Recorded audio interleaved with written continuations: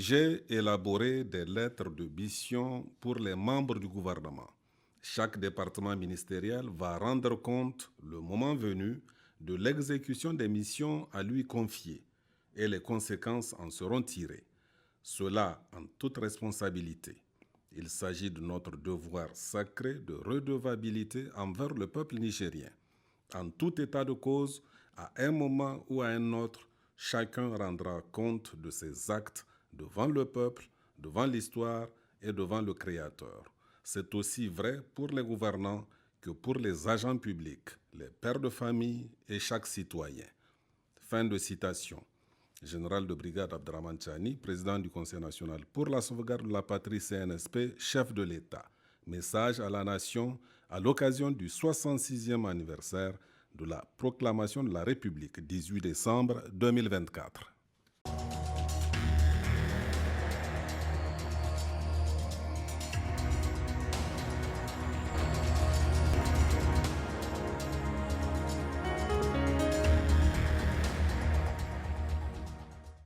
Mesdames, Messieurs, bonsoir. Vous êtes nombreux à nous suivre sur Télé Sahel et sur nos différentes plateformes digitales à travers le monde. Merci de votre fidélité. Poursuivons notre série d'entretiens avec les membres du gouvernement sur la mise en œuvre de leurs lettres de mission avec aujourd'hui le ministre de la Justice, des Droits de l'Homme, garde des Sceaux, Aliou Daouda. Monsieur le ministre, merci d'avoir accepté notre invitation. Bonsoir. Bonsoir. Vous le savez, nous allons au cours de cet entretien parler de votre bilan à la tête de ce ministère. Commençons tout de suite par cette question à 2 ou 3 volets. Monsieur le ministre, dans quel état se trouve le système judiciaire nigérien? Quels sont les grands défis auxquels il est confronté? Très brièvement, pouvez-vous nous faire un état des lieux dans ces grandes lignes en guise de rappel pour bien introduire notre sujet? Merci, M. Ousmane Aladji Ibrahim. Merci, M. Abdoulaye Tchamago. Bonjour. Je remercie tous les agents et les responsables de la RTN pour l'occasion qui m'est donnée aujourd'hui pour parler au peuple nigérien du bilan de la mise en œuvre de la lettre de mission à moi confiée par son Excellence, Monsieur le Président de la République, le général de brigade Abdraman Chani, qui est le magistrat, le premier magistrat. Et je profite également de cette occasion pour saluer la résilience du peuple nigérien, sa constance, son dévouement et son engagement à soutenir les autorités de la transition. Je leur souhaite une bonne année de prospérité, de santé, de bonheur et de tout ce qui peut être du mieux au monde. Je profite également de cette occasion pour présenter mes condoléances à tous les Nigériens, pour toutes les victimes civiles et militaires du fait de cette barbarie qui nous a été imposée par les terroristes, les groupes et entités terroristes, ainsi que ceux qui assurent leur financement. Je reviens pour remercier son Excellence, Monsieur le Président du Conseil national pour la sauvegarde de la patrie, chef de l'État, le général Abdraman Chani, pour la confiance qu'il a placée à ma modeste personne pour gérer le département de la justice des droits de l'homme dans ces temps de refondation avec de nombreux défis qui sont connus de tous les Nigériens. Cela dit, pour revenir à cette question, à la question que vous m'avez posée, avant le 26 juillet, et ce n'est un secret pour personne, la justice était presque aux antipodes de la réalité nigérienne. Rares sont ces Nigériens qui font confiance à la justice nigérienne. Et cela pour plusieurs raisons. La première, c'est l'immixtion dans le traitement des dossiers judiciaires et politiques, le non-respect de l'indépendance de la justice, notamment dans l'exécution des décisions, parfois devenue définitive, le non-respect des critères dans les affectations des magistrats, la lenteur judiciaire qui a comme corollaire sur le plan pénal la surpopulation carcérale et au civil des procès qui ne finissent pas, avec en toile de fond certaines mauvaises pratiques, y compris correctives, toutes choses qui ont entaché la crédibilité du système judiciaire et ont fait en sorte que le peuple nigérien n'a plus confiance en sa justice. À ces mots aussi, il faut prévoir, voir d'autres facteurs qui ne sont pas de moindre importance. Il s'agit du faible investissement dans le secteur de la justice, du faible niveau de coordination des interventions des partenaires dans le secteur, du faible taux de couverture des juridictions sur le territoire nigérien, du faible taux de recouvrement des amendes et autres condamnations pécuniaires, avec aussi la non-rédaction des décisions de justice qui sont de nature à compromettre les intérêts des justiciables. Il y a aussi des problèmes d'ordre humain, parce que loin d'avoir suffisamment de magistrats pour couvrir les besoins des justiciables sur cette question, nous sommes aujourd'hui à un magistrat pour 55 000 habitants, alors que le standard international chiffre ou prévoit un magistrat pour 20 000 habitants et 2 greffiers pour un magistrat. Si on fait le ratio, nous avons moins d'un greffier par magistrat. Donc tous ces facteurs combinés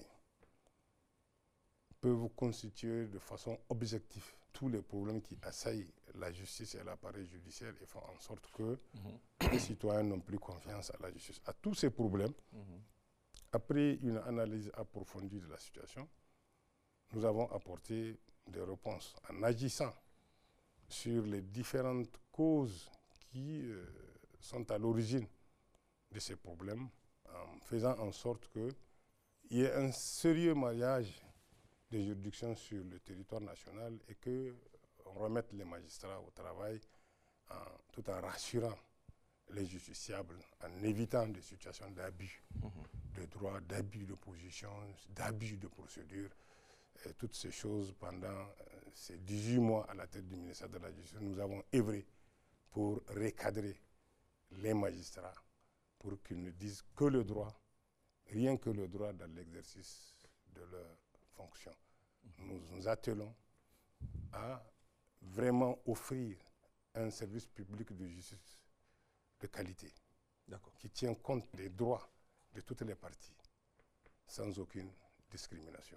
Monsieur le ministre, les Nigériens attendent beaucoup de la justice et depuis le 26 juillet 2023, il y a une forte demande sociale de cette justice. C'est une condition importante pour réussir notre vivre ensemble, consolider notre État et nous projeter dans l'avenir avec beaucoup de sérénité. Il y a bien entendu la question des moyens humains et financiers. Il y a également la question de l'organisation du système judiciaire, de l'indépendance des juges que vous avez évoqué tout à l'heure. Mais fondamentalement, vous conviendrez avec moi, monsieur le ministre, que le mal profond qui gangrène notre pays est la corruption de notre système judiciaire. Monsieur le ministre, pouvez-vous nous dire concrètement, depuis que vous êtes à la tête de votre département ministériel, qu'avez-vous fait pour lutter contre cette corruption? Qu'avez-vous fait ou envisagé de faire pour donner à la justice ses lettres de noblesse? Vous savez, ce n'est un secret pour personne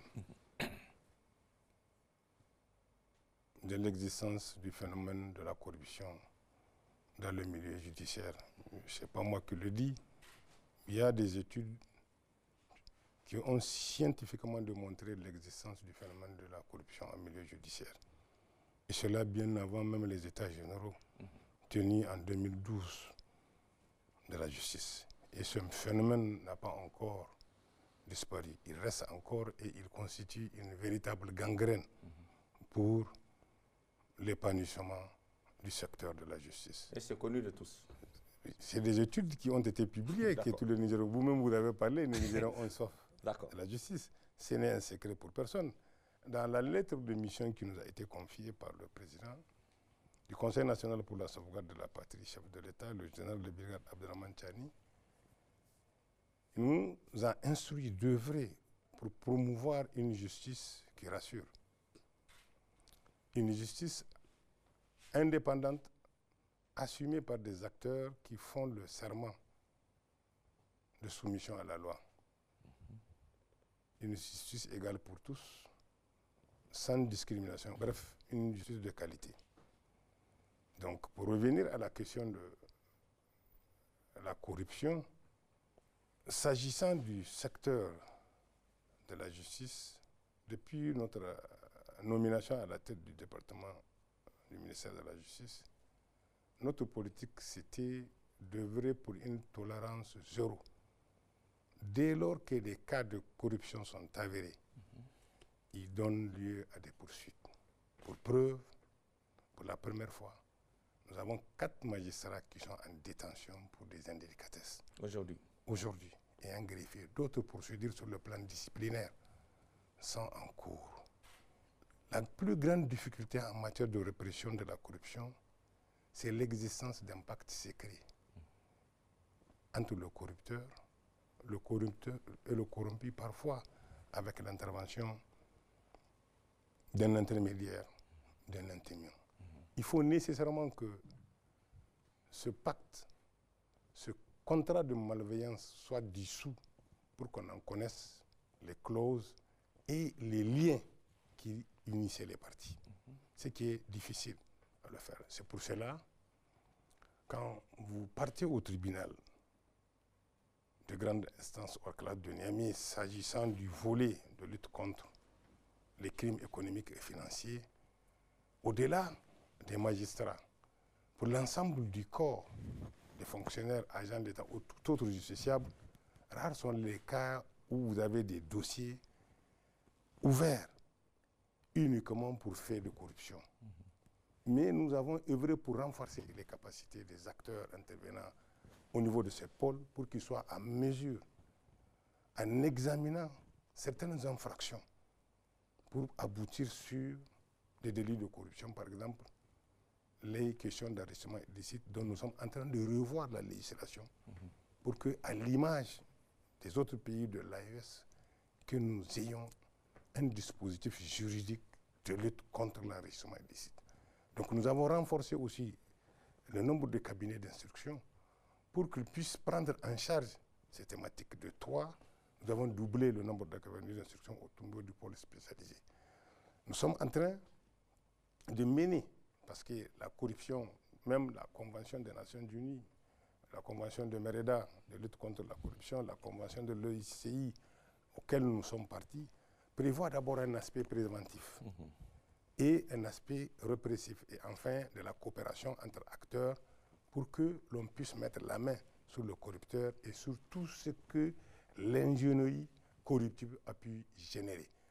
Donc nous sommes en train de sensibiliser, former, éduquer les magistrats, et en même temps, nous avons eu l'accord de toutes les corporations du secteur de la justice pour que nous menions une véritable campagne de lutte contre la corruption en renforçant une croisade de lutte contre la corruption, en renforçant les capacités des acteurs, d'abord pour la réprimer, mais en rappelant aux acteurs les obligations d'éthique et de déontologie.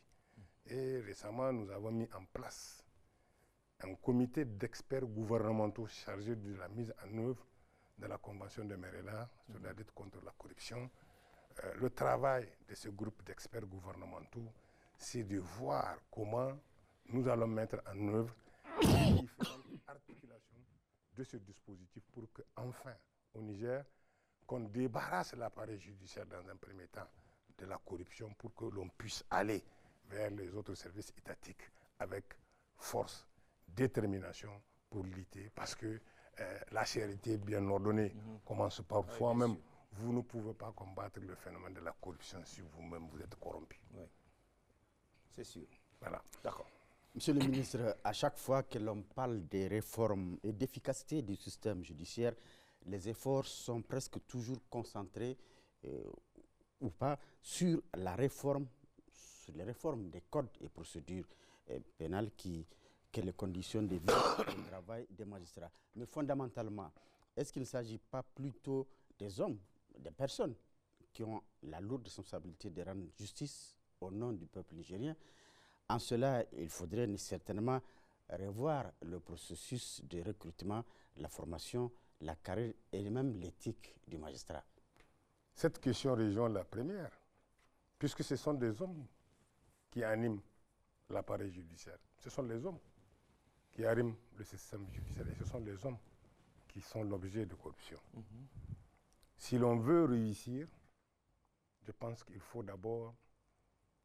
C'est vrai, c'est bien de mettre les magistrats dans les conditions optimales pour qu'ils travaillent. Et à mon sens, aujourd'hui, par rapport au train de vie de l'État nigérien dans ce contexte actuel et par rapport à l'ensemble des fonctionnaires de l'État, moi je pense que le magistrat vit de façon sereine. Il a quand même un traitement qui lui permet vraiment de s'occuper convenablement de sa vie familiale sur le plan matériel. On peut avoir une idée de combien un magistrat gagne, puisque vous évoquez la question? Bon, ça, je sais qu'ils gagnent. Les magistrats, ils ont eu beaucoup d'avantages. Par exemple, quand vous prenez les jeunes magistrats qui rentrent, ils ont déjà des frais pour s'installer, ils ont de quoi acheter. En tout cas, je ne rentre pas dans les conditions. Moi, j'estime qu'ils sont dans les conditions. À l'abri des besoins. Vraiment, bon, je ne peux pas dire à l'abri de tous les besoins, mais quand même les besoins essentiels, vitaux. Le salaire d'un magistrat nigérien lui permet vraiment de satisfaire ses besoins.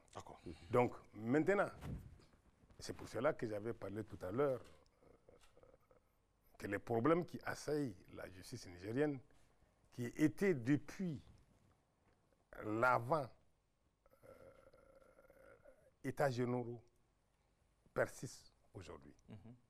Puisqu'on a tenu les États généraux, bien sûr. On a adopté des plans d'action de la mise en œuvre de recommandations issues des États généraux, mais ça n'a pas empêché la lenteur judiciaire.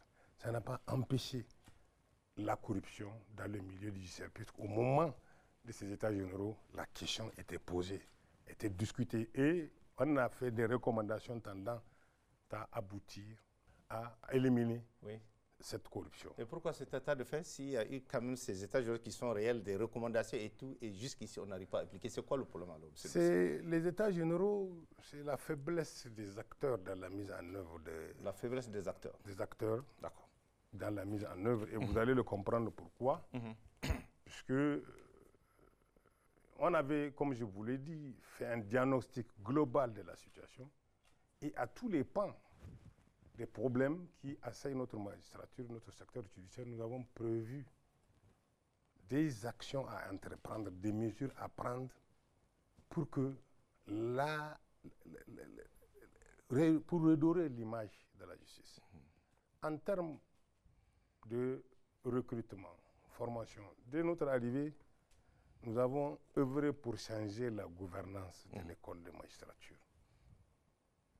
Nous avons œuvré pour redéfinir le curriculum de formation. Nous avons œuvré pour mettre un comité scientifique chargé de sélectionner et de valider le module de formation. Nous avons œuvré pour que désormais, dorénavant, n'importe qui n'intervient pas dans la formation des magistrats. À l'époque, c'était de copinage. C'est important. Je suis désolé de le dire. Ah oui? Mais j'ai un devoir de vérité. C'est une affaire d'amis, de petits amis? C'est un devoir de vérité vis-à-vis du peuple nigérien. Dans tous les cas, ceux qui ont enseigné, encadré cette école de magistrature, ce sont ceux-là qui se font passer dans les salons comme être les meilleurs des magistrats du Niger. Sur le terrain, on a vu ce que la formation a donné. Et d'ailleurs, vous avez eu à un moment écho de certains comportements déviants des magistrats qui jurent avec les règles d'éthique et de déontologie, qui jurent avec l'humilité et la retenue qui doivent caractériser le magistrat, et pour lesquels il a failli même qu'un mouvement soit engagé, tel que ce qui s'est passé à Tillabéri, si vous avez bonne souvenance. Oui. Vous avez encore ce qui s'est passé à Kony. À Kony. Toutes choses qui sont des comportements individuels, isolés des magistrats, qui ne reflètent pas l'intégration dans leur comportement au quotidien des normes d'éthique et de déontologie, si celles-ci ont été bien assimilées. Et c'est pour cela nous avons... Pour les deux cas, ces deux magistrats, ils veulent se faire la justice eux-mêmes, c'est comme Non, ça? Ou bien, je pose la question, moi. Ils veulent se faire la justice, le cas de Tillabéri et de... Non, le cas de Tillabéri, vous savez ce qui s'est passé? C'est un magistrat qui est venu à un contrôle de police, qui a voulu ne pas se soumettre parce qu'il se prend pour un super citoyen et s'est permis de parler mal aux policiers. Les rapports sont là. Malheureusement, ils ont pu emballer le syndicat qui, sans chercher à comprendre, est rentré dedans. Je pense qu'un corps est là pour la défense. Une organisation syndicale défend les intérêts matériels et moraux, bien sûr, mais elle ne protège pas les citoyens, les individus contre leur propre forfaiture. Ces questions relèvent de l'éthique et de l'idéontologie. Et je vous assure, ça n'a pas encore fini parce que rien qu'avant-hier, j'ai eu vent d'un magistrat qui a été contrôlé par la police et qui appelle le secrétaire général du tout nouveau syndicat pour lui dire de faire un communiqué parce qu'ils font l'objet de contrôle. Et je pense que...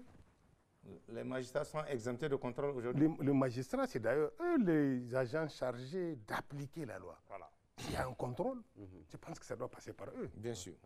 La charité bien ordonnée doit commencer par soi-même. Vous ne pouvez pas dire que vous êtes là pour l'application de la loi et ne pas vous soumettre aux exigences de cette loi. Et toutes ces tares, quand vous les voyez, vous les combinez, vous les analysez, vous allez certainement revoir que c'est un problème lié aux conditions de recrutement de ces magistrats. La formation. Puisqu'il a été recruté. C'est ça. C'est un problème lié à la formation, puisque si le magistrat n'a pas été formaté, s'il a les bonnes qualités pour être recruté, s'il n'a pas été formaté, si vraiment ceux qui l'ont encadré, comme ils se font passer, ils sont un exemple, il doit refléter l'exemple sur le terrain. Et c'est ça le problème qui fait que nous agissons aujourd'hui sur l'école de formation judiciaire, parce que c'est une école qui est censée fournir une formation initiale pour les magistrats, les notaires, les avocats, les huissiers et les greffiers, mais aussi une formation continue. Et Dieu merci, aujourd'hui, après 18 mois, les syndicats des magistrats, l'ancien bureau et le second bureau sont d'accord avec cette réforme. Les huissiers sont d'accord avec les projections qu'on a pour l'avenir de la magistrature parce que, au-delà de tout, il faut non seulement les former, mais il y a aussi des renforcements de capacités qui relèvent des questions de fond, la connaissance et la maîtrise de la règle de droit. Donc nous allons essayer d'avoir un système de formation qui allie la pratique, mais aussi la compétence, la maîtrise des règles de droit et des procédures. Puisque, je ne vous le cache pas, il faut faire la balance entre l'éthique, la déontologie et la maîtrise des règles de droit pour connaître quel est le comportement qu'un magistrat doit adopter. D'abord, par rapport à lui-même, par rapport à son environnement immédiat et par rapport à toute la société. Il n'est pas un super Nigérien. C'est d'ailleurs l'individu le plus vulnérable. Si les magistrats ont compris, ce sont des tigres en vérité, en papier. Ce sont les plus vulnérables. Parce que ce sont eux qui sont chargés d'appliquer la loi aux autres Nigériens. Personne ne comprendra qu'ils aient un comportement contraire qui va appeler à leur appliquer la réglementation. D'accord. Monsieur le ministre, avant peut-être de passer à l'autre question, puisque vous avez parlé, vous avez insisté hein, sur cette école de formation des magistrats et ceux qui donnent la formation, on peut, pour la compréhension vraiment des téléspectateurs, on peut avoir le profil hein, de ces magistrats qui enseignent dans cette école. Juste une idée. Depuis que je suis à la tête du ministère, en tout cas, moi, j'ai placé au plus bas mot, j'ai choisi d'amener les magistrats qui sont au moins au premier grade. Au premier grade. S'ils ne le sont pas, qu'ils aspirent au premier grade. Et pour la direction générale, le secrétaire général, c'est le grade exceptionnel, ils sont même hors catégorie. Parce que c'est une école essentiellement basée sur le vécu procédural. Ce n'est pas une école théorique où vous venez livrer des connaissances livresques. Vous venez déverser votre théorie. C'est une école dans laquelle on doit apprendre aux magistrats, aux auditeurs de justice, les méandres de la procédure judiciaire, de quelque nature qu'elle soit. Ce n'était pas le cas avant? Bon, je ne peux pas dire que ce n'est pas la vocation, c'était ça. Oui, mais est-ce que dans la pratique, c'est ce qui s'est fait? C'est pour cela que je dis, pour qu'on puisse contrôler les missions statutaires de cette école, on met en place un comité scientifique chargé de valider les modules qui vont être dispensés par les intervenants. Et ce même comité aura à déterminer qui va intervenir, ceux qui vont intervenir pour dispenser le cours. Bien sûr. Et plus loin, après l'école, nous avons décidé qu'il faut choisir ceux qui vont encadrer les magistrats. Et je me suis opposé à la dispersion des magistrats à l'intérieur du pays pour échapper à la surveillance de l'école. Certes, le magistrat doit connaître les réalités de son pays, mais il les connaîtra lorsqu'il est bien formé et qu'il sera affecté dans une zone pour officier. Parce qu'à l'époque, on disperse les magistrats selon les juridictions et le contrôle de l'école n'est pas présent. Or, vous ne pouvez pas amener un auditeur qui est stagiaire, le placer sous la responsabilité d'un procureur, d'un président du tribunal, d'un juge d'instruction, et sans pouvoir le contrôler. Vous voyez, le Niger fait 1 260 000 km². Si vous amenez un magistrat à Guingimi, vous amenez un à Bilma, un à Arlit, mais de quel moyen dispose l'école pour aller voir dans la pratique ce qui s'est fait? Nous, à l'école, à l'époque, lorsque nous étions à l'école de magistrature, l'école nous suivait même dans les cabinets où nous officions. On va vous affecter, mais l'école va voir si sur le terrain, la théorie est bien maillée avec la pratique judiciaire. Or, ici, c'est presque à laisser aller. Et plus jamais, nous n'allons tolérer ces laisser aller. Nous allons prendre les dispositions pour que, non seulement à l'entrée, que l'entrée soit extrêmement sélective, la sortie aussi le sera aussi, et les conditions de formation seront rigoureuses. D'accord. Monsieur le ministre, il se pose également la question de la lenteur de la justice. À ce niveau, est-ce qu'il ne s'agit pas de revoir notre carte judiciaire ainsi que le mécanisme de suivi du travail des magistrats pour qu'ils rendent compte de l'ensemble des dossiers reçus, traités et vidés sur une période bien donnée? Et éventuellement, en cas de manquement, prévoir des mesures d'encouragement ou de sanctions. Quand vous prenez la lenteur, je reviendrai sur cette question, mais je vais aborder d'abord la carte judiciaire de notre pays.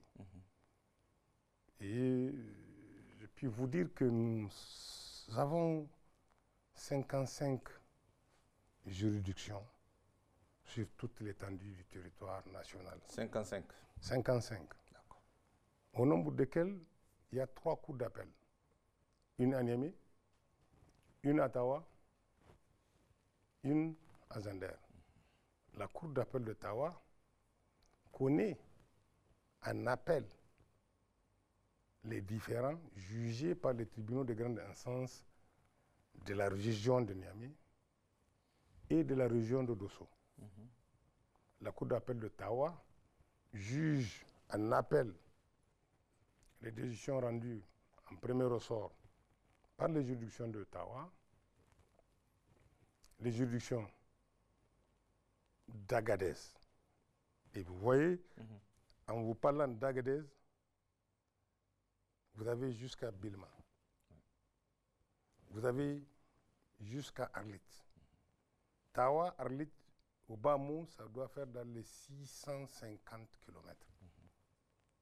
Et dire que quand un justiciable qui a été jugé à Arlit doit venir à Tawa, Oui. quelle que soit la matière, vous voyez toutes les difficultés Bien sûr. que ce maillage Pose. peut poser. Maintenant, vous prenez de l'autre côté, vous avez la cour d'appel de Zender, qui a Maradi, Zender et Difa. Les différents. Là aussi, même entre Maradi-Ville et Zender-Ville, ça doit faire dans les 200 km. À plus forte raison maintenant quand vous descendez dans les départements et dans les communes. Et c'est la même chose quand vous prenez Difa par rapport à Maradi, vous voyez ce que ça fait.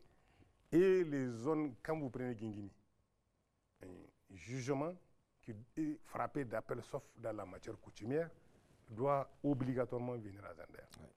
Donc vous voyez, même ça là, c'est suffisant pour que l'on parle de la lenteur judiciaire. La couverture est insuffisante. C'est de vrais obstacles. Vous avez 10 tribunaux de grande instance, dont les 8 sont dans les chefs-lieux de région, avec un tribunal de grande instance hors classe, celui de Niamey, plus 2 autres tribunaux de grande instance, un à Koni et un autre à Arlit. Maintenant, vous avez 37 tribunaux d'instance, 4 juridictions spécialisées, le pôle judiciaire spécialisé en matière économique et financière, le pôle judiciaire spécialisé en matière de lutte contre le terrorisme et la criminalité transnationale organisée, le tribunal de commerce, le tribunal militaire. Donc, quand vous prenez toutes ces juridictions, les pôles judiciaires spécialisés, les 3 pôles, les 4 juridictions spécialisées ont une compétence nationale. Je ne sais pas si vous me faites comprendre. On vous suit, monsieur le ministre. On vous suit. Une compétence nationale, cela veut dire quoi? Quel que soit le lieu de commission de l'infraction, quel que soit le lieu de commission de l'infraction, la connaissance du litige est dévolue à ces juridictions spécialisées qui sont à Niamey. Ouais. Pas ailleurs. Pas ailleurs. Tout au plus, en matière économique ou en matière de terrorisme, les seuls actes que les autres juges sont appelés à poser, c'est les premiers actes pour que la personne soit entendue comme il est requis par une juridiction, mais le traitement au fond aussi bien au niveau des juridictions d'instruction que par la partie poursuivante, par les juridictions de jugement, il faut venir à Niamey. Et maintenant, le maillage est calqué sur le découpage administratif. La dernière réforme intervenue dans ce secteur était celle de la loi numéro 2013-29 du 12 juin 2013 portant organisation des juridictions en République du Niger. Avec le nouveau découpage, il y avait création de 27 arrondissements, donc 27 tribunaux d'instance, parce qu'au siège de chaque arrondissement, on doit avoir un tribunal d'instance. D'accord. Sur les 27 créés, seuls 10 ont été construits. Ouais. Et sur les 10 construits, seuls 6 sont finalisés. Ouais. Les 4 juridictions, pour des raisons d'insécurité, les travaux ont été suspendus. C'est le cas de Bani Bongo, c'est le cas de Ayeru, Tassara et Tilia. Et nous avons une couverture juridictionnelle de 68,66%. Récemment, nous avons installé le couverture nationale. Couverture nationale. Nous avons installé le tribunal de Belvégie pour ramener cette couverture à 70,15%. Et vous allez comprendre que le seul tribunal de Belvégie que nous avons installé en 2024, à lui seul, il couvre une population de 154 000 personnes environ. Et vous voyez maintenant les 27 tribunaux d'instance qui ne sont pas installés.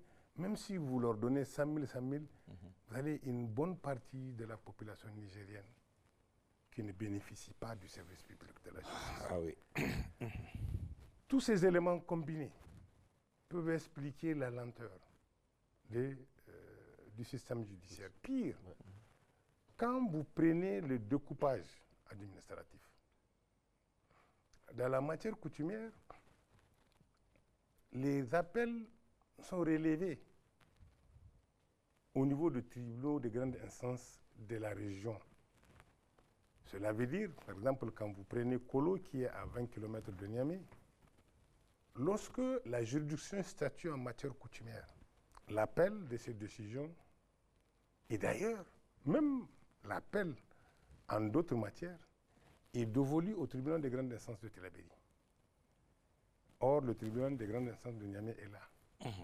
Il faut faire 130 km pour aller pour l'appel. Donc, vous voyez, c'est un maillage que nous sommes en train d'étudier, de revoir quelle serait la meilleure façon pour permettre aux justiciables vraiment d'avoir le service public de la justice. Monsieur le ministre, par rapport à cette lenteur, hein, ça, il faut aussi le dire, il y a quand même des juges qui dorment avec les dossiers des gens. Qu'est-ce qu'il faut faire? Parce qu'on a vu les procédures souvent qui tapent parce que le juge n'a pas fait son travail. J'ai dit que je vais revenir sur cette question de lenteur. Je vais expliquer de façon objective qu'est-ce qui constitue les boulots d'étranglement pour que l'on soit, qu'on ait en face de soi cette grande difficulté. Bien sûr, bien sûr. Mais aussi, cela n'exclut pas le comportement des hommes. Parce que, moi je me souviens, lorsque nous étions arrivés à la cour d'appel de Niamey en 2012, on était 12. Et cette cour s'occupait du contentieux de la région de Niamey, Dosso, Tillabéri. J'ai oublié de vous dire que la cour d'appel de Niamey s'occupe de Tillabéri. Niamey, Dosso, Tillabéri, et jusqu'à ressort de la cour d'appel de Tawa. Donc aller jusqu'à Arlit, jusqu'à Agadez. Mais on était 12, et à l'époque, toutes les audiences, y compris celles de référé, étaient collégiales. Mais quand même, on a bâti un travail parce que nous avons des chefs de juridiction qui s'assumaient. Et on était presque en compétition, chacun voulait montrer son mieux. Mais maintenant, au-delà de cela, vous avez aussi la question des renvois de procédures, avant qu'on arrive à la question de rédaction. Vous avez aussi la question d'acte de procédure. Quand vous prenez la matière pénale, elle est organisée de telle sorte que, pour qu'une personne soit citée à comparaître par devant une juridiction pénale, selon son domicile, il y a un délai qui doit être observé par les juridictions avant de servir l'acte. Vous avez des délais qu'on appelle de comparution. 8 jours, 1 mois, 2 mois, et jusqu'à 90 jours lorsque vous n'êtes pas en Afrique. En Afrique, 70 jours. Si vous êtes hors du ressort de la juridiction, au Niger, 30 jours. Et si vous êtes à l'intérieur, vous avez 8 jours pour comparaître. Le gros des problèmes qui se posent, il y a un manque de suivi des chefs de juridiction. Ça, par les magistrats? Un manque de suivi, j'ai dit, des chefs de juridiction. Des chefs de juridiction, d'accord. Puisque quand vous montez à une audience dans laquelle il y a eu des renvois, normalement, à la fin de l'audience, le parquet général ou le parquet d'instance doit prendre le primitif pour vérifier quels sont les dossiers qui sont retenus et quels sont les dossiers qui sont renvoyés et à quelle date. Puisqu'il y a des délais à observer en fonction de la date de renvoi. Et de la date de renvoi, les actes de procédure doivent être faits, ce qu'on appelle les cédules de citation. Mais généralement, C'est à l'avant-veille ou à une semaine de la tenue des audiences qu'on va courir pour faire cette cellule. Et on va donner à des huissiers qui vont les servir contre la loi. Ouais. Et des fois, on donne à des huissiers qui gardent leur cellule et attendent au dernier moment pour courir à droite, à gauche, servir ces cellules. Toutes choses. Quand vous venez devant une juridiction, on ne peut que constater une défaillance légale qui implique l'annulation de la procédure et le renvoi. Les vices de procédure. Oui, et que vous voyez, si c'est récurrent, pour quelqu'un qui est à l'extérieur, 90 jours, 2 renvois de son dossier, ça lui fait 6 mois. Ouais. 4 renvois, ça fait 1 année. Ouais. Et même en Afrique, 3 renvois, ça fait 6 mois. Ça fait une demi-année. Ouais. Au Niger, même à l'intérieur, quand quelqu'un qui doit quitter Arlit pour venir à Tawa, pour un dossier qui a été renvoyé 1 fois, 2 fois, vous voyez ce que ça fait. Toutes choses qui sont de la responsabilité des chefs de juridiction et sur lesquels nous avons écrit et fait des circulaires pour leur dire de reprendre en main le contrôle interne des juridictions et de veiller à ce que les actes de procédure soient faits dans le respect des règles. D'accord. Voilà. De l'autre côté, maintenant, quand vous prenez l'aspect civil, la lenteur, elle est là. Mais vous savez, le magistrat, si vous voulez, c'est lui qui est la plupart du temps indexé. Je ne suis pas là pour le défendre. Mais des fois, la lenteur n'est pas seulement le fait de magistrat, bien qu'il en ait un acteur de premier plan. En matière civile, depuis l'avènement du Code de procédure civile nigérien, nous avons institué au niveau des juridictions ce qu'on appelle des juges de la mise en état. Avec l'avènement de ces juges, l'échange des conclusions et autres mémoires de défense est organisé dans le cabinet du juge de la mise en état. Que ce soit devant le tribunal de grande instance ou devant une cour d'appel. Et lorsque le dossier est sur le point d'être jugé, donc si toutes les parties ont échangé les écritures, le juge de la mise en état prend une ordonnance de clôture et de renvoi de la cause devant une juridiction pour plaidoirie. C'est la même chose à la cour d'appel, dans les cours d'appel, et c'est la même chose dans les tribunaux de grande instance. Mais malheureusement,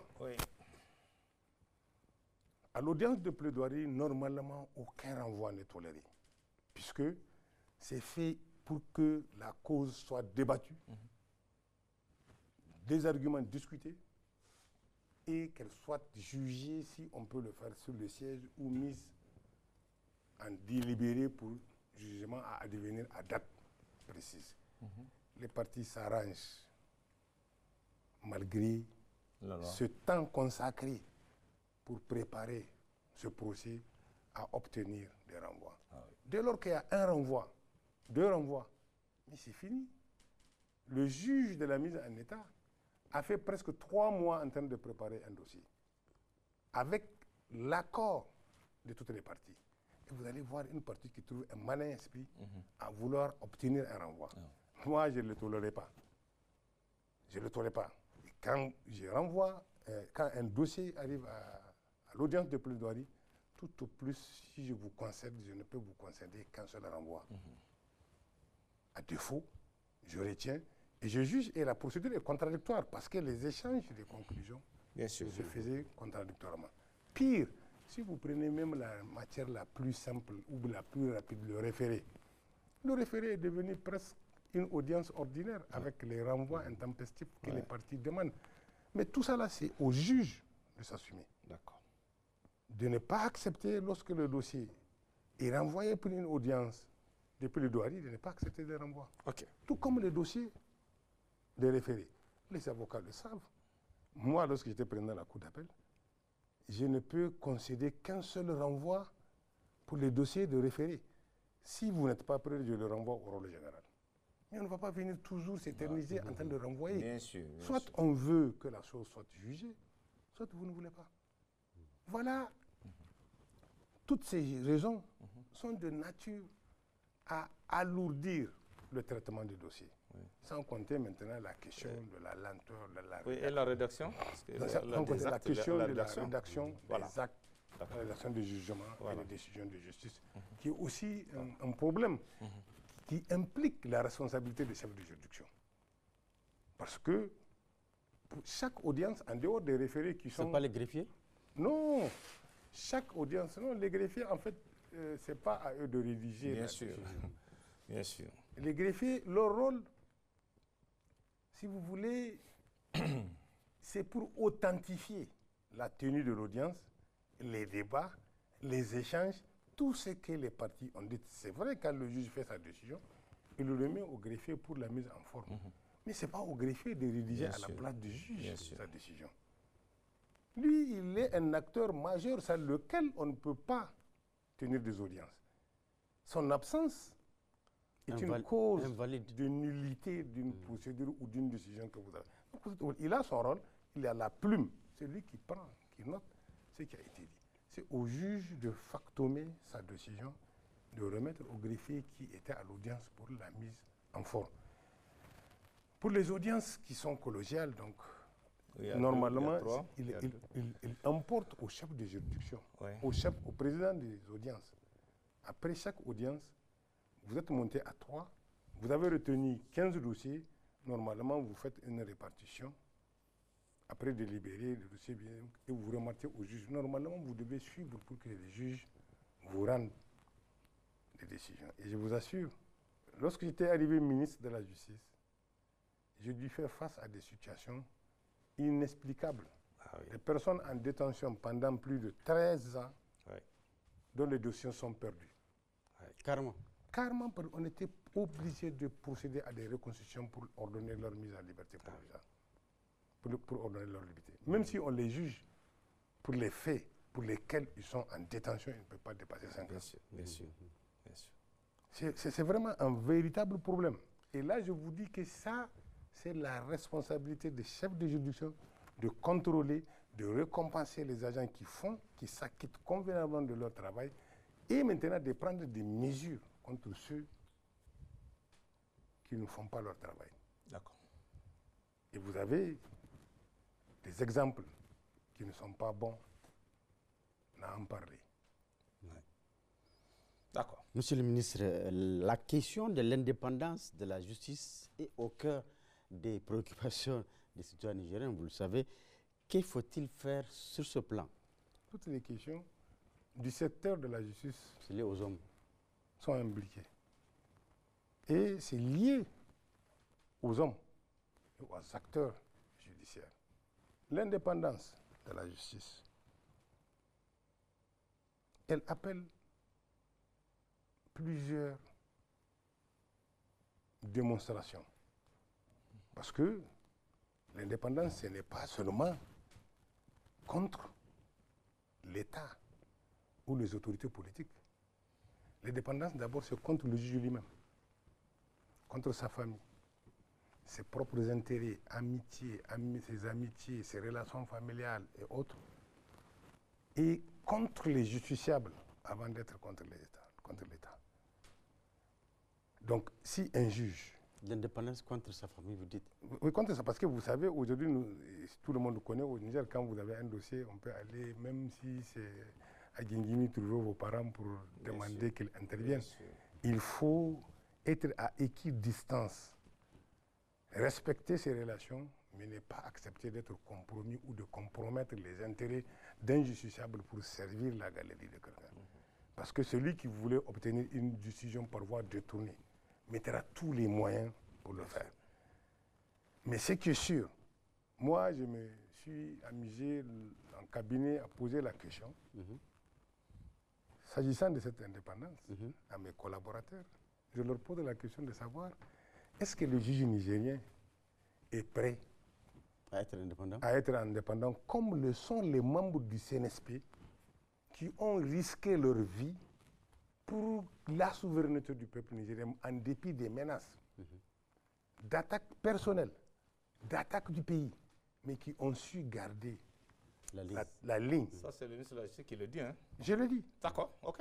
Je le dis parce que il ne faut pas penser que l'indépendance, là, ça peut s'acquérir comme ça. Et c'était quoi la réponse? À la réponse, bon, je n'ai pas de réponse. On me répond pas. Parce que pour moi, il faut que le juge soit lui-même prêt à être indépendant. Pourquoi je le dis, je ne suis pas venu pour dénigrer quiconque. Bien sûr. Mais je prie Allah qu'il en soit témoin si je suis en train de le faire pour mentir sur quelqu'un. Je demande qu'Allah en soit le juge et en tire les conséquences. Vous ne pouvez pas être indépendant quand vous négociez un poste. Ouais, ça c'est sûr. Malgré mon intervention lors du congrès du Saman, je peux sortir mon portable pour vous montrer des magistrats qui ont vu des personnes influentes pour leur demander d'intercéder pour qu'on les affecte. Ouais. Un juge, à partir du moment où il court vers un poste, il ne peut pas être indépendant. Je suis désolé. Et il y en a beaucoup qui courent derrière. Il y en a beaucoup. D'accord. Je le dis. OK. Et si je le dis, c'est parce que moi, je n'en ai pas couru. Et s'il y a quelqu'un qui connaît un poste pour lequel j'ai couru, même si c'est pour des raisons objectives. Mais est-ce qu'il y a des raisons objectives à demander d'être affecté dans une juridiction alors que vous avez une administration qui est là, qui connaît les magistrats par leur date d'entrée, par leur grade, par leur échelon, et que pour occuper, et que toutes les promotions sont faites en tenant compte de ces aspects. Bien sûr. On n'a jamais fait une affectation où on n'a pas mis sur table tous ces facteurs. Tous ces facteurs. On prend tous les magistrats par grade. On prend pour les gradements qui sont grades exceptionnels. Et même dans le grade exceptionnel, on fait la catégorisation premier échelon, deuxième échelon, troisième échelon. On descend au premier grade et c'est la même chose. On vient au deuxième grade. Toutes ces choses sont prises en compte lors des affectations. Il arrive des fois où on commet quelques petites erreurs, mais en vérité, si vous méritez un poste, vous n'avez pas besoin de le négocier à la justice. Parce que c'est le rôle que le Conseil supérieur de la magistrature joue et c'est le rôle qu'un secrétariat du Conseil de la magistrature joue. Parce qu'actuellement, même si les gens sont en train de parler, nous avons un Conseil supérieur de la magistrature qui est là. Et qui ne marche pas, monsieur le ministre. Nous avons un secrétariat permanent. Il ne marche pas, ce Conseil de Non, la magistrature. je viens, ce n'est pas le Conseil, nous avons un secrétariat du Conseil supérieur de la magistrature. Nous avons un secrétariat permanent qui est là et qui exerce, si vous voulez, les attributions comme si le Conseil supérieur de la magistrature existait. Parce que chaque fois que nous avons des affectations, il est obligé de comparer pour voir qui on peut amener pour diriger une cour d'appel, qui on peut amener pour être procureur général ou d'appel, qui on peut amener pour être président d'un tribunal de grande instance. Les affectations aux magistrats ne se font pas. Mais vous avez des magistrats qui veulent aller trop vite. Trop vite. Oui, et vous avez ceux qui ne veulent même pas servir dans le secteur de justice. Ils veulent aller où? En détachement. Il y a plus d'argent là-bas? Je ne sais pas. Je pose la question. Il y a plus d'argent là-bas? Je ne sais pas, il faut leur demander ceux qui ne veulent pas rester dans le corps. Ils sont là. Et ils sont dans les salons pour montrer qu'ils sont de très bons magistrats. OK. Ce que je veux dire, pourquoi j'ai fait ce préalable, c'est pour que les Nigériens comprennent bien sûr, que la question d'indépendance va au-delà des contours que certains acteurs veulent lui donner. Ce n'est pas le fait seulement de l'État, ce n'est pas seulement le fait de la société, ce n'est pas seulement le fait de magistrat. C'est une alchimie de contraire qu'il faut pour être indépendant. Mais ce qui est sûr, depuis que nous sommes à la tête du ministère de la Justice, je défie quiconque de venir me dire dans quelle procédure moi je l'ai appelé pour lui dire d'arrêter ou de faire. Vous voulez dire que cette indépendance-là, c'est un idéal, mais... Oui, mais l'indépendance, c'est chaque fois on chante, on voulait être indépendant. Mais d'abord, soyez indépendant de vous-même. Soyez indépendamment de vos relations personnelles, de vos intérêts, avant même de penser à l'indépendance vis-à-vis du pouvoir politique. C'est que nous, parce que dès qu'on parle de l'indépendance, on parle d'interférence. Nous, on n'interfère pas. D'accord. Le président du Conseil national pour la sauvegarde de la patrie, en tout cas, je peux vous l'assurer, n'est pas ce genre de dirigeant qui intervient dans la dévolution de la justice. D'accord. Et je profite de l'occasion pour dire aux Nigériens que je n'ai pas reçu mandat de son Excellence de protéger X ou Y. Et je ne suis pas là pour protéger X ou Y. Je ne peux me protéger même pas moi-même, à plus forte raison protéger quelqu'un. Mais c'est que toute chose a son temps. On nous interpelle cette question de justice sociale. Je n'ai jamais été saisi d'un rapport s'agissant de ce dossier auquel on fait allusion à travers la justice sociale. Aujourd'hui, on a qu'à déposer le dossier sur mon bureau, on va voir ce qu'on va en faire. D'accord. Pour preuve, lorsque nous sommes venus au pouvoir, lorsque nous avons été nommés ministres, nous avons trouvé des dossiers dans des rapports d'inspection dans le tiroir. Nous avons trouvé aussi des rapports d'inspection au niveau du parquet. Mais on a ressorti tous ces rapports pour demander au procureur, il est là, vous pouvez l'interroger, pour demander au procureur d'engager des poursuites. D'accord. Nous n'avons retenu aucune procédure. Nous n'avons retenu aucun rapport et nous n'avons pas l'intention d'en retenir. Mais il faut que les Nigériens comprennent que le ministère de la Justice n'est pas un ordre de juridiction. Si nous sommes saisis d'un rapport comme ce qui s'est fait au cours des inspections, nous n'avons d'autre choix que de saisir le procureur au fond de poursuite. D'accord. Monsieur le ministre, qu'en est-il du nouveau code pénal qui vous a été remis, le document vous a été remis, jusqu'ici on n'en parle pas.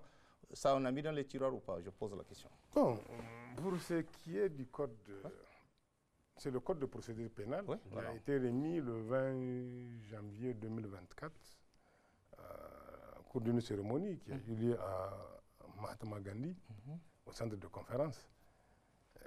Ce code de procédure pénale a fait l'objet d'analyses, y compris le code pénal, et les deux projets sont transmis au secrétariat général du gouvernement pour examen avant d'être soumis à la signature. Ils ne sont pas gardés dans les tiroirs, ils ne sont pas au ministère. Si vous voulez, je peux vous donner même la copie de la lettre de transmission de ce code à qui de droit. D'accord. Nos juridictions comptent des pôles spécialisés, notamment économiques ou de répression des délits économiques. Dans ce cadre, on parle beaucoup des dossiers des crimes économiques devant la justice et par rapport auxquels les Nigériens attendent que la lumière et la vérité soient dites. Qu'en est-il? Il y a le pôle judiciaire spécialisé en matière économique et financière qui a un parquet, des juridictions d'instruction, une chambre de jugement correctionnel et une chambre de jugement criminel et qui a son pendant à la cour d'appel avec un parquet général, une chambre d'appel, une chambre de jugement et une chambre de contrôle. S'agissant des dossiers dont on parle, à ma connaissance, c'est comme je vous ai dit, moi, à mon niveau, je n'ai pas de dossier que j'ai gardé, des rapports que j'ai gardés. Tous les rapports que j'ai trouvés sont directement transmis au parquet pour des poursuites. Et aujourd'hui, quand vous voyez l'environnement nigérien dans la lutte contre les crimes économiques et financiers, ce n'est pas seulement le pôle judiciaire qui le fait. La COLDEF lutte contre ce genre de criminalité. Et vous avez aussi un acteur non moins important qui est l'AJE, l'Agence judiciaire de l'État. S'agissant spécifiquement du pôle judiciaire spécialisé en matière de lutte contre les crimes économiques et financiers, j'ai pu vous dire qu'en 2023, il y a eu 16 dossiers qui ont été enrôlés, qui ont donné lieu à des poursuites devant ce pôle. Et en 2024, nous avons 34 dossiers qui ont fait l'objet de poursuites. Pour ces dossiers qui ont fait des poursuites, certains relèvent de la chambre correctionnelle. Et le tribunal correctionnel du pôle judiciaire spécialisé a statué. Après condamnation, il a ordonné de confiscation et alloué une somme de 4 milliards 49 millions 607 600 et quelques francs. Okay. Sans compter les biens meubles qui sont saisis. Ça, c'est l'aspect correctionnel. C'est ça.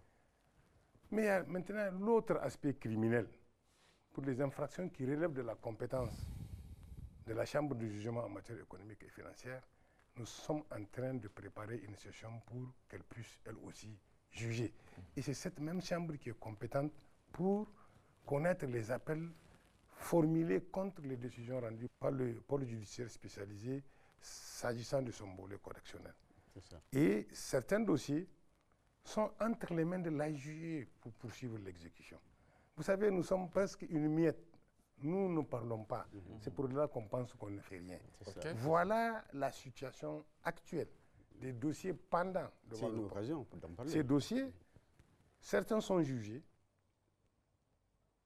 certains sont en cours de jugement pour la chambre de jugement en matière économique et financière de la Cour d'appel, certains sont devant la chambre de contrôle.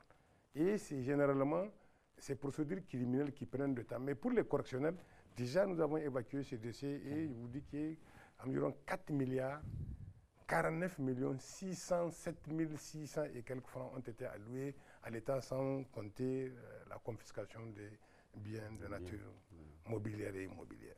D'accord. Beaucoup de dossiers liquidés.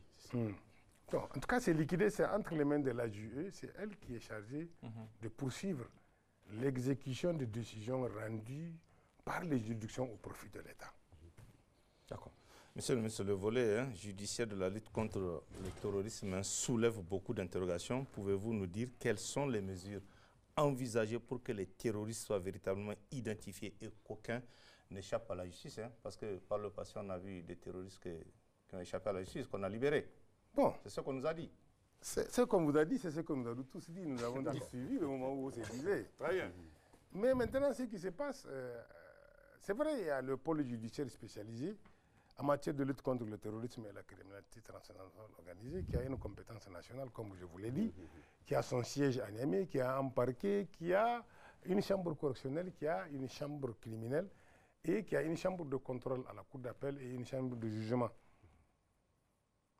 On ne poursuit pas de façon aveugle au niveau du pôle judiciaire spécialisé. Et je vais vous donner un exemple, parce que j'ai une lettre de mission que je suis chargé de mettre en œuvre. En 2024, 1607 dossiers ont été déférés devant le pôle judiciaire spécialisé en matière de lutte contre le terrorisme, qui implique 3330 personnes.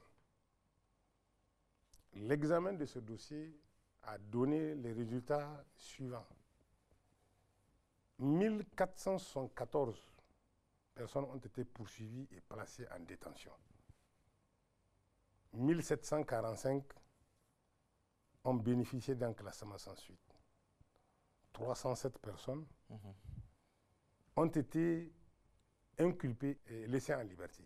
Et vous avez 96 personnes qui ont été condamnées et 252 relaxées. C'est pour vous dire que la lutte contre le terrorisme ne se fait pas de façon aveugle. Nous nous évertuons à respecter la loi dans la mise en œuvre des compétences dévolues à cette juridiction spécialisée. Et là, je profite de l'occasion pour saluer la vaillance de nos forces de défense et de sécurité. Parce qu'ils font un travail assez colossal. Et chaque fois dans le bulletin des forces armées, vous voyez, ils ont arrêté des terroristes, ils ont arrêté ils les ont remis aux juridictions compétentes pour les autres enquêtes. Tout cela est dû à la présence des unités prévôtales qui accompagnent les FDZ sur les théâtres des opérations. Et aujourd'hui, nos forces de défense et de sécurité sont en train de se professionnaliser, à respecter la légalité dans la lutte contre le terrorisme. Parce que je rappelle que même si on enregistre un mort sur le théâtre de terrorisme, c'est quand même un Nigérien qui meurt. Bien sûr. Donc, vaut mieux le prendre et l'armée a opté pour essayer. C'est le dernier recours. Ils utilisent la force parce que se tuer ou être tué, lorsqu'ils n'ont pas le choix, ils sont obligés. Mais tant qu'ils ont la possibilité d'arrêter, c'est que... Donc, vous voyez ce qu'on est en train de faire. Et parallèlement, vous savez, aujourd'hui, l'activité terroriste fait recours aux nouvelles technologies de communication. Surtout l'utilisation des téléphones, la téléphonie mobile. Pour qu'aucun terroriste n'échappe, nous avons pris des mesures courageuses autour desquelles nous avons d'abord réuni autour de nous, en présence du ministre en charge de la communication, tous les opérateurs de téléphonie mobile. Et nous leur avons écrit, et nous leur avons intimé l'ordre de se conformer à leur cahier de charges. Ça, c'est un. Deux, tous les numéros non identifiés ou identifiés par une seule personne, de les supprimer. Ok.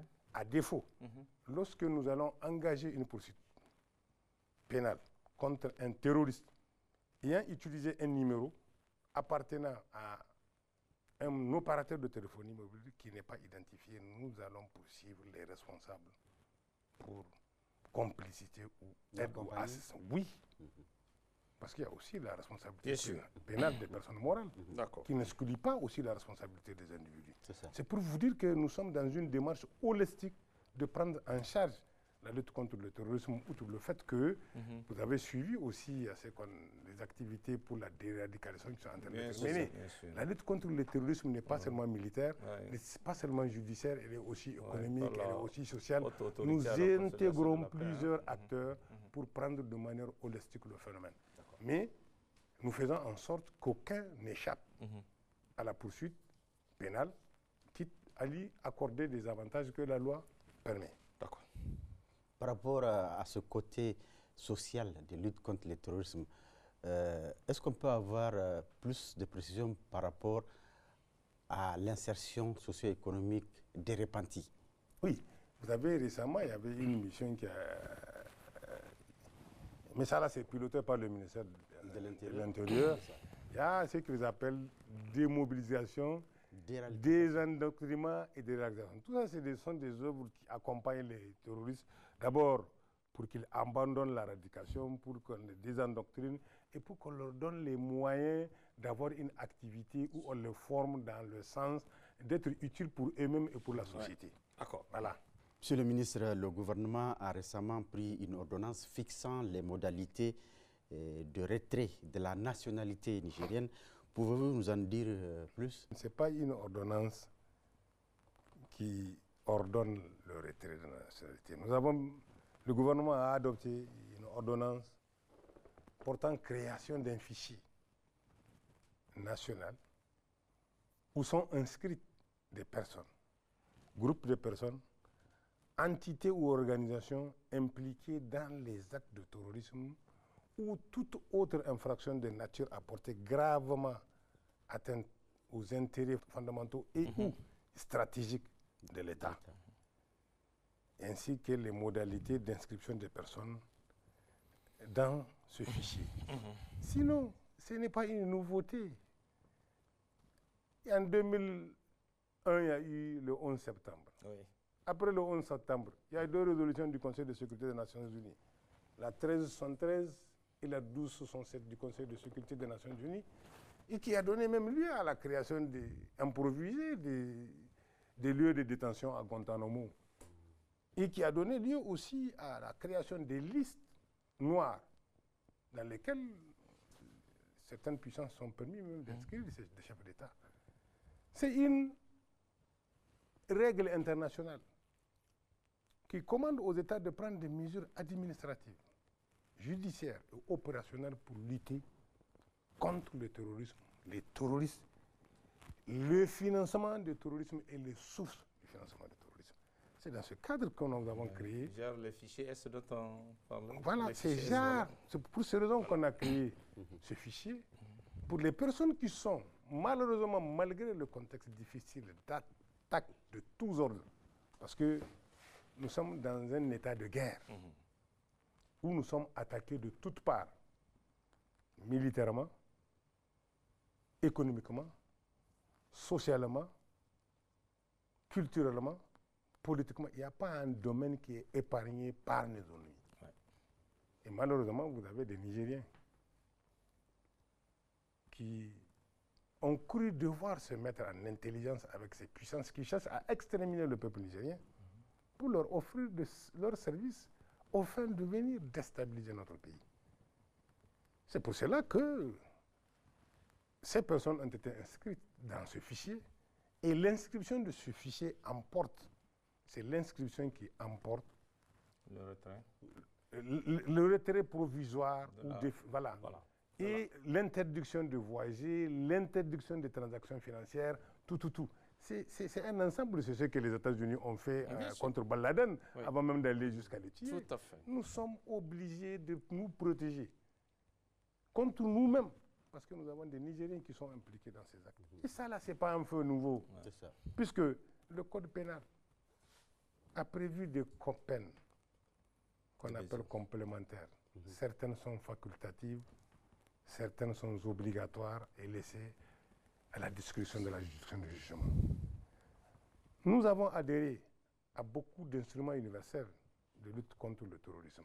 Et même dans le cadre du Djaba, si nous n'avons pas quitté la CEDEAO, il y a la liste noire des pays membres de la CEDEAO. J'étais à la CENTIF. C'est quelque chose que je connais. Ce n'est pas nouveau. Et d'ailleurs, De Gaulle a été déchu de sa nationalité par le gouvernement français de Pétain.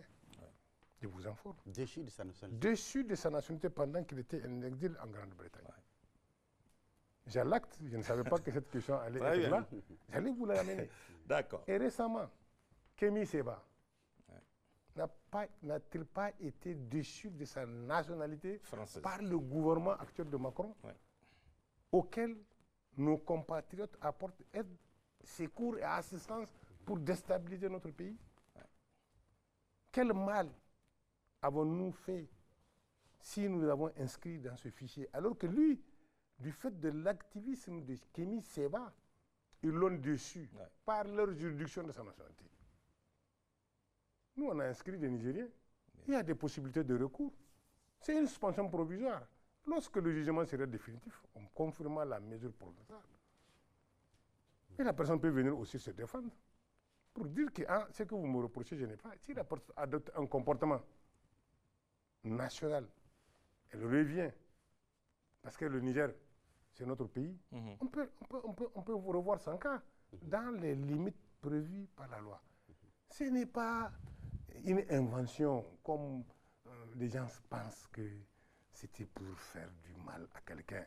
Je pense qu'il n'y a pas plus grand mal à faire que d'attaquer un peuple. Une guerre, on peut la commencer, mais personne n'en connaît les conséquences. Une guerre, nous avons vu ce qui s'est passé en Libye. Sous prétexte de défendre des droits de l'homme, la Libye est détruite. L'un des pays les plus développés dans la sous-région est devenu l'un des derniers pays. Et le mal causé à la Libye, c'est aujourd'hui ça qui nous sert. Bien sûr. Qui sert de source pour notre déstabilisation. Donc, l'exemple de la Libye n'a-t-il pas suffi aux Français, parce qu'ils étaient les premiers à intervenir, pour venir commanditer la CEDEAO pour qu'elle agresse militairement le Niger. Et d'ailleurs, les agressions ne sont pas finies. Maintenant, ils sont en train de nous agresser sur tous les plans. Et vous avez suivi son Excellence, le ministre d'État en charge de la Défense, lorsqu'il est venu. Vous savez ce qu'il vous a dit. C'est une façon même enrobée de vous dire cette réalité. Donc, que les Nigériens se disent, cette ordonnance-là, sa légalité ne souffre d'aucune discussion. Et d'ailleurs, si au niveau des Nations Unies, à travers la résolution 1373, le Conseil de sécurité a décidé d'établir une liste noire, pourquoi le Niger, pays membre de l'ONU, ne peut pas se donner sa propre liste noire? L'Union européenne en dispose. Les États-Unis, en dehors du circuit des Nations Unies, ont leur propre liste noire. Et l'Union africaine en dispose. La CEDEAO en dispose. Pourquoi les États-Unis ont leur propre liste noire? Pourquoi la France a sa propre liste noire? Pourquoi nous, les Nigériens, nous ne pouvons pas avoir notre propre liste noire? Une déni de droit. En tout cas, c'est comme ça et il faut que les gens se le comprennent, les Nigériens. Nous sommes dans une démarche de souveraineté irréversible. Et personne au monde ne doit nous dicter la conduite à tenir, surtout pas sur le domaine du droit. Surtout le droit interne. C'est notre pays. Nous sommes libres d'élaborer la législation applicable aux Nigériens qui ne respectent pas l'ordre établi. Voilà, merci. D'accord. La souveraineté passe par là. Donc, on va continuer, monsieur le ministre, les citoyens nigériens. développent depuis un certain temps des sentiments de méfiance vis-à-vis de la justice. Pouvez-vous nous dire les réformes que vous avez engagées en vue d'améliorer le climat de confiance avec les justiciables et quels sont les rapports entre votre département ministériel et les différentes corporations du système judiciaire? On veut un peu savoir. Ça, c'est deux questions que vous avez jumelées. Voilà. C'est deux volets. Voilà. Donc, merci M. Abdoulaye Kemogo. C'est vrai, c'est un tourisme. Puisque les Nigériens n'avaient pas confiance à la justice. Ah, ils n'ont pas confiance. Et ils le disent Ils souvent. le disent. Et Ils le disent assez souvent. Je vous dis aujourd'hui, dans les réponses que je vais vous donner, nous disposons d'une enquête indépendante commanditée par le programme pour l'innovation de la justice axé sur les personnes HIL du gouvernement des Pays-Bas, faite par l'INS en 2023, qui avait dit que seulement 74,4% des Nigériens ont confiance en leur justice. Donc la méfiance est là, même si c'est 5% des Nigériens Bien qui sûr, ont. bien sûr. Mais depuis que nous sommes à la tête de ce département ministériel et compte tenu de certaines décisions que nous avons prises, les lignes ont bougé. OK. Les réformes sociales prennent du temps à s'implémenter, mais elles sont progressives et évolutives. Aujourd'hui, le degré de confiance est passé de 74,4 à 74,8. D'accord. En un an. Ce qui veut dire qu'il y a quelque chose qui a changé et ce n'est pas le fait du hasard. Bien que ce qui devait amener ce changement drastique n'a pas encore vu le jour. Mais nous avons élaboré un nouveau statut de la magistrature avec un plan de carrière pour que chaque magistrat, du fait de ce plan, sache que même si on dit tel poste est vacant, dès qu'il regarde son statut, son grade, il ne peut même pas lever un pouce pour aller le chercher. Mais cette réforme n'a pas encore été adoptée. Les textes sont dans le circuit d'adoption, quand bien même les gens pensent qu'on n'a rien fait. Mais pour amener cette confiance, nous avons pris des circulaires pour rappeler aux magistrats et aux chefs de juridiction leurs obligations administratives et statutaires, le respect de l'honneur, le respect des justiciables, le traitement diligent des procédures. Et nous avons créé, par exemple, des postes de procureur délégué à Gouré pour décongestionner et nous envisageons en créer d'autres. Nous avons, à travers une circulaire, remis sur la table un mode alternatif de règlement de conflit qui est presque une médiation pénale, ce qu'on appelle la CRPC, la comparution sur reconnaissance préalable de culpabilité, si vous voulez, qu'on appelle plaider coupable. Toute chose qui a permis de désengorger les établissements pénitentiaires. Et nous allons aborder cette question sûrement, je sais. Mais avec ces plaidés coupables, d'une juridiction qui l'applique en 2023, nous sommes passés à une vingtaine. Au nombre desquels figurent les 9 tribunaux de grande instance de Niamey, à l'exception du tribunal de Difa, plus 11 tribunaux de sens. Et progressivement, cette procédure est en train de faire son bout de chemin. Elle a l'avantage de la célérité, l'avantage d'impliquer l'accord de toutes les parties, les concernés, la personne poursuivie, mais aussi la victime, et de toucher le délinquant dans son portefeuille.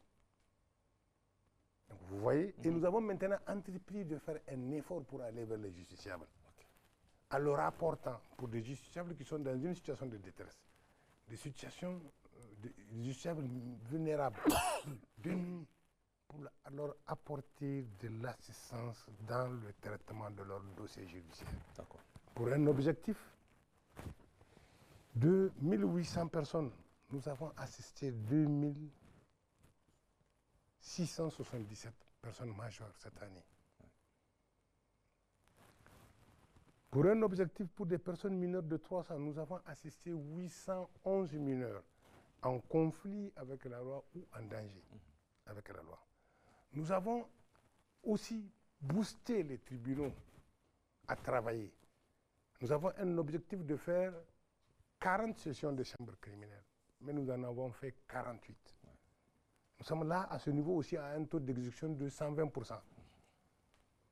Et avec ces chambres criminelles, nous avons jugé 900 dossiers. Nous sommes en train de vouloir appliquer ce qui s'est fait au Burkina, plus de dossiers dans les tiroirs. D'envisager de faire des audiences où nous allons évacuer tous les dossiers correctionnels qui sont là. Voilà, des audiences foraines que nous allons faire. Et je vous dis, les choses ont liées. Avant, un dossier criminel, M. Kemogo, peut vous faire 10 ans. Mais avec la régularité des tenues des chambres criminelles, nous sommes à des dossiers des infractions commises en 2000, 2001, 2006. Plus jamais les infractions commises antérieurement. C'est pour vous dire que ça marche. Et parallèlement, nous avons, pour attirer les Nigériens, nous avons organisé des journées portes ouvertes. Et nous entendons multiplier cette initiative pour qu'au siège de chaque tribunal de grande instance, que l'on organise une journée porte ouverte pour permettre aux justiciables de venir poser toutes les questions qu'ils veulent pour comprendre le fonctionnement de leur justice. Parce que c'est leur justice, c'est à eux qu'elle appartient. C'est pour eux qu'elle est là. Donc il faut qu'ils comprennent son fonctionnement. Et les rapports avec Bon, le rapport avec les syndicats, bon, les gens en débattent. Mais moi, je ne vois pas les raisons pour en débattre. Parce qu'on a aussi un élément de jauge. Pour jauger la sérénité dans un milieu, c'est l'absence de mouvement.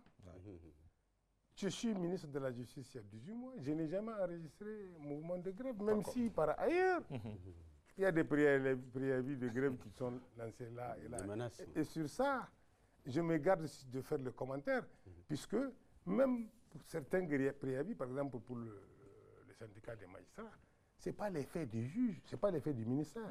C'est des comportements isolés des magistrats qui ont amené cette organisation à déposer un préavis. Ça, c'est l'histoire de ce qui s'est passé à Tillabéri et à Koni.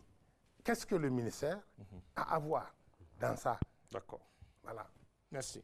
Monsieur le ministre, vous avez parlé de sensibilisation. Donc, la communication est d'autant plus importante pour vous rapprocher des justiciables parce que les Nigériens ne sont pas souvent en phase avec leur justice, qu'ils n'arrivent pas à saisir dans sa procédure et sa complicité. Est-ce qu'il ne faut pas envisager une simplification des procédures en même temps que la prise en compte de nos traditions et réalités locales pour une justice véritablement nigérienne et que nos compatriotes accèdent facilement à la justice sans barrière aucune? Depuis que nous sommes à la tête de ce département ministériel, c'est une composante de notre lettre de mission. Et c'est dans ce genre d'activités que nous sommes en train de nous inscrire. Nous avons, pour y procéder, comme votre collègue m'a posé la question, du code de procédure pénale. Nous l'avons reçu, ce code de procédure pénale est une véritable révolution en matière pénale. Parce qu'il prescrit des délais de traitement incompressibles des dossiers auxquels sont tenus aussi bien les parties poursuivantes que les juridictions de jugement. Il prévoit des alternatives à l'incarcération. Et il prévoit aussi d'autres mécanismes de médiation. Mais ce code est dans le circuit d'adoption, mais en attendant qu'il soit adopté, on n'est pas resté là. On a entrepris, si vous voulez, de rapprocher la justice des justiciables et de prendre en compte certaines de nos réalités pour que les justiciables nigériens se sentent plus concernés par la justice. Et c'est en cela que nous sommes en train d'œuvrer pour promouvoir, accélérer d'abord la justice à travers la simplification des procédures. C'est ce que le Code de procédure pénale a fait. Maintenant, en attendant qu'il soit adopté, nous sommes en train d'aller vers l'expérimentation ou la mise en œuvre de de la conciliation, de l'arbitrage, toutes choses qui sont de nature à permettre aux justiciables de participer à la prise de la décision le concernant. S'agissant, par exemple, de la conciliation, c'est une procédure qui est prévue aussi bien devant les juridictions commerciales, administratives, sociales et civiles. Nous avons attiré l'attention des chefs de juridiction pour qu'ils privilégient ce mode de règlement amiable des différends. C'est ainsi que pour l'année 2024, au tribunal de commerce, qui a une audience de conciliation statutairement obligatoire, sur 400 dossiers, 80 ont fait l'objet de conciliation. Et vous savez, on a coutume de dire un mauvais arrangement qu'un bon procès. Donc, voilà ce qui se passe. Et nous avons incité les tribunaux d'instance à l'intérieur, qui aussi doivent le faire, pour privilégier la conciliation. Parce que nos traditions ne sont pas belliqueuses. Les règlements, le conflit se règlent de façon amiable. Et dites-vous bien, pour l'année 2024, sur une quinzaine de tribunaux d'instance, 1489 affaires ont fait l'objet de conciliation. Tandis que sur la même période, pour les 37 juridictions, il n'y en a eu que 770. D'accord. La machine est en marche. Et je suis sûr qu'elle va aboutir. Et parallèlement, nous avons développé aussi des initiatives qui encouragent les magistrats à privilégier les conciliations judiciaires, à privilégier, à conseiller les gens à aller vers l'arbitrage, avec le centre de médiation et d'arbitrage qui est là à Niamey. Et parallèlement maintenant, dans tous les contrats qui intéressent les investissements au Niger, c'est une grande première, M. Ablaye Kemogo. Aucun contrat qui intéresse les ressources minières de notre pays ne peut être signé et insérer une clause attributive de compétence à un centre d'arbitrage qui se trouve au Niger. Ça, c'est vraiment un autre acte de souveraineté à saluer parce qu'il permet de sauvegarder les intérêts du Niger.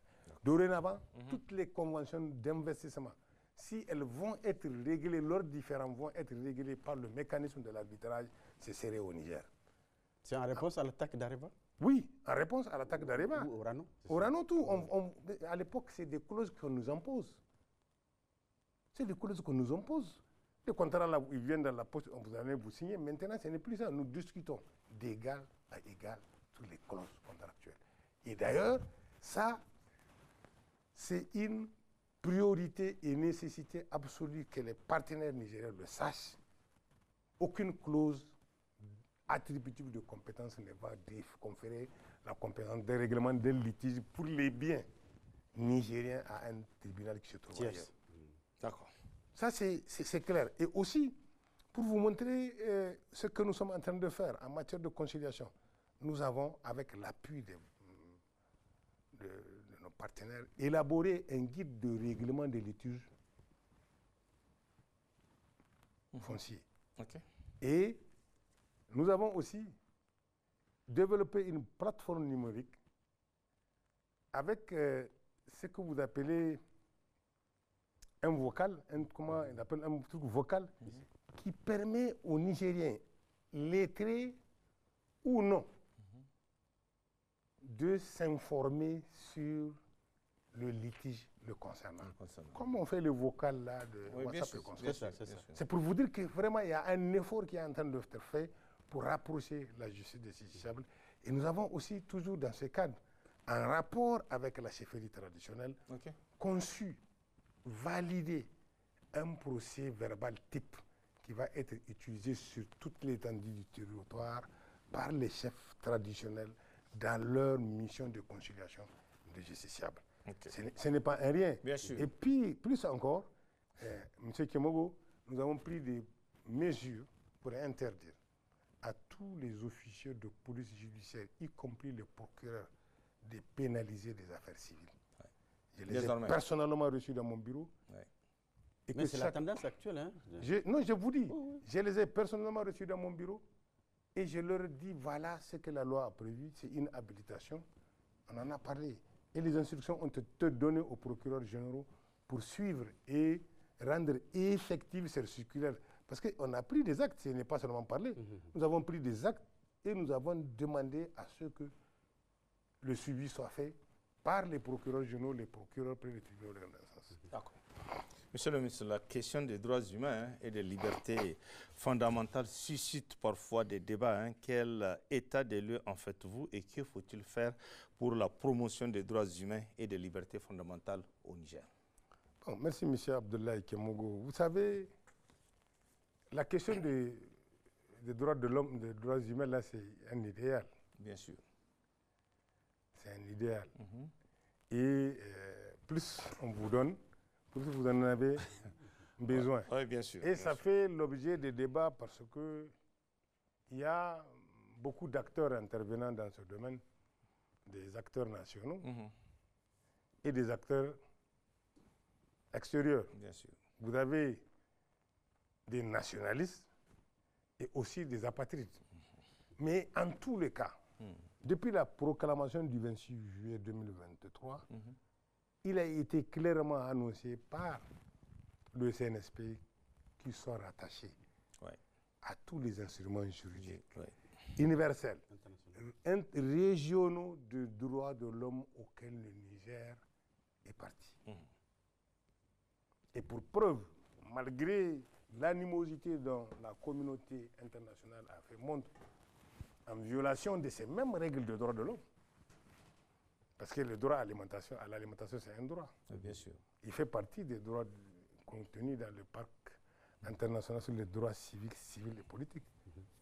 Le droit à la santé, à l'éducation, c'est le pacte économique. On nous a empêchés d'avoir même accès aux médicaments. Même les conventions internationales portant sur les pays sans littoral ont été violées par ces mêmes acteurs qui pensent être le centre de droits de l'homme. Mais malgré cette adversité, malgré cette adversité, le Niger, dans les temps difficiles, nous avons présenté notre rapport à Genève le 30 janvier 2024 sur la mise en œuvre de la Convention des Nations Unies pour l'élimination de toutes les formes de discrimination à l'égard des femmes. Et nous avons au niveau régional, à Lesotho, en février 2024, présenté notre rapport sur la mise en œuvre de la charte des droits et du bien-être de l'enfant à l'Académie. Et nous avons aussi continué à élaborer d'autres rapports qui vont être adressés aux organes de traité sur les droits des travailleurs migrants et sur l'élimination des traitements cruels, inhumains et dégradants. Nous avons entrepris aussi de former des acteurs judiciaires au cours de l'année. Nous en avons formé 352 sur les questions de droits de l'homme en lien avec la traite des personnes et les mécanismes de référencement. Nous avons aussi vulgarisé auprès de 240 personnes les recommandations issues des organes régionaux et internationaux de droits de l'homme, y compris de l'examen périodique universel. Et nous avons célébré la journée de la Déclaration universelle des droits de l'homme du 9 au 13 décembre 2024 et nous avons sensibilisé plus de 4500 personnes sur les questions de droits de l'homme. Nous avons préfacé un recueil des instruments juridiques des droits de l'homme. Nous avons aussi préfacé un manuel à l'usage, un guide à l'usage des détenus, porté axé sur les droits de l'homme. Et nous avons préfacé la traduction en 9 langues de la Déclaration universelle des droits de l'homme. Nous sommes en train de reprendre le même exercice pour la charte de Mandé. C'est pour vous dire aussi sur ce terrain, nous sommes en train de faire quelque chose. D'accord. Voilà. Merci. Mais il faut que les Nigériens comprennent. Votre liberté s'arrête là où commence celle d'autrui. La liberté n'est pas synonyme de l'arbitrage, ni de l'arbitraire, ni de libertinage. Toute liberté est conçue et encadrée par la loi et son exercice doit être légal. Et je pense que c'est comme pour un magistrat qui ne veut pas se soumettre à la loi, l'exemple d'un défenseur de l'homme qui ne veut pas respecter la loi. D'accord. Parce que tout son combat est axé sur la loi. Ouais. Donc les deux acteurs-là doivent être les premiers défenseurs de la loi. Okay. Voilà. D'accord, monsieur, merci. Monsieur le ministre, assez souvent on parle de la superpopulation carcérale. Pouvez-vous nous dire le nombre des maisons d'arrêt au Niger et leurs effectifs? Nous avons 41 établissements pénitentiaires au Niger. 41 établissements Et à la date du 31 décembre, nous avons 15 831 détenus. 15 831 détenus. Repartis comme il suit. 6 021 jugés et condamnés et 9 810 détenus préventifs. Les prévenus. Oui, les prévenus. Et nous sommes à un taux de surpopulation carcérale allant parfois de 141% à 400% pour la prison civile de Niamey. C'est pour vous dire qu'il y a vraiment la question de surpopulation carcérale, mais quand même, bien que la personne soit un détenu c'est aussi un être humain. Bien sûr. Qui a des droits et dont les droits doivent être promis, suivis et respectés. Le fait qu'il soit en détention, ce n'est pas une exclusion sociale. Et nous avons pris des mesures, certes qui sont insuffisantes, mais quand même qui sont encourageantes. Rien qu'au titre de cette année, nous avons, le président du Conseil national pour la sauvegarde de la patrie des chefs de l'État a signé une série de 5 décrets portant remise gracieuse de peine. Qui ont touché 10 531 détenus, donc 4 725 ont recouvré leur liberté. C'est une manière de désengorger. C'est une manière de désengorger aussi les prisons. Et nous avons pris aussi des circulaires pour ramener le respect des règles d'éthique et de déontologie dans le traitement des établissements pénitentiaires, dans le respect des titres de détention et leur renouvellement, dans l'alimentation des détenus, et nous avons mis à l'échelle nationale des commissions de surveillance pour la première fois des établissements pénitentiaires. C'est pour vous dire que nous sommes en train de faire. Et nous avons organisé une formation dans toutes les régions du pays. Zender, Maradi, Niamey, Tawa, Agadez, sur l'intégration de normes juridiques universelles et régionales des droits de l'homme dans la gestion des prisons. C'est ce qu'on appelle les règles minima, les règles Nelson Mandela pour la gestion des détenus. Nous avons formé 84 régisseurs, surveillants et greffiers pénitentiaires. Nous avons organisé une activité de monitoring des centres de détention, c'est-à-dire des unités d'enquête de police judiciaire jusqu'aux prisons. Nous avons dépêché pour nous assurer du respect des droits de ces personnes au sein des établissements pénitentiaires. Et en ce qui concerne leur prise en charge alimentaire, en ce qui concerne le département ministériel de la justice, 65% de notre budget est consacré à l'entretien des prisonniers. À la date du 31 décembre 2024, sur une somme libérée globale d'environ 2 milliards 800 millions et quelques, 1 milliard 860 millions ont été consacrés à l'alimentation des détenus. Donc tout le budget du ministère va là-bas alors, c'est ça? En tout cas, c'est 65% du budget. D'accord. Et environ 500 millions ont été consacrés pour le fonctionnement des juridictions et 400 millions pour toutes les interventions de l'administration centrale. Et nous sommes en train aussi,